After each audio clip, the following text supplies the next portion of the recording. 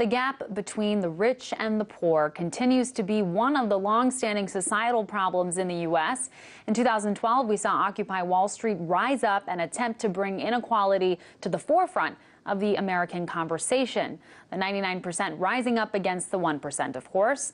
But do we really understand that gap? How rich is the richest in America? One economist says we don't understand. In a New York Times editorial called Our Invisible Rich, Paul Krugman says it's not the poor who are hidden under wraps, it's the wealthy. Joining me to discuss is Redacted Tonight's John F. O'Donnell. John, always good to have you on the show.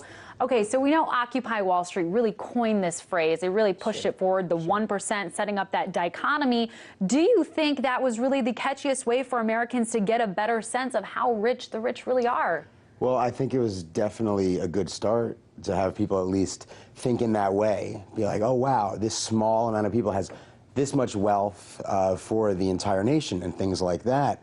But and I think it was a great rallying cry to change the conversation, and I think that was one of the greatest things out of the Occupy movement. But beyond that, I think now what's happening is people are talking about the 0.1%.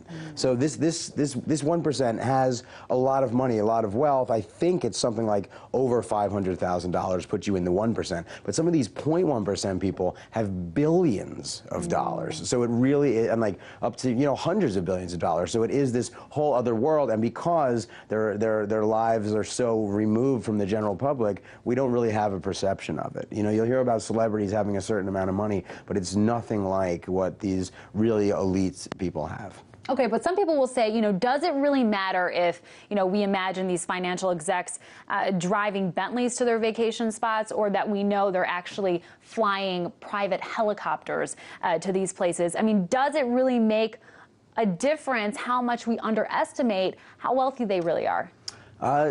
Well, I think so, and I think so for the reason that it kind of points out that a lot of these people, let's say they want more deregulation and stuff like that, that's only because it's like they want all of the money. I mean, is it the sort of thing where when you really, really win, you get everything? And it's very strange that so many of us look up to these people and put them on a pedestal and stuff like that. And it's like oftentimes they say they believe in the invisible hand of the market, but they won't acknowledge that they have such institutionalized advantage that is the reason that they're doing so well and other people aren't. It's like we were talking about before about trickle-down economics. It's true. It's the only people that think trickle-down economics are those who are doing the trickling, right? Not those that the are tricklers. The tricklers. The tricklers. Yeah, the tricklers are tricking everybody into thinking that trickle-down economics is a good thing, while those being trickled upon are just like, I'm still kind of hungry. Waiting for it. Yeah, I'm still waiting for it. Yeah.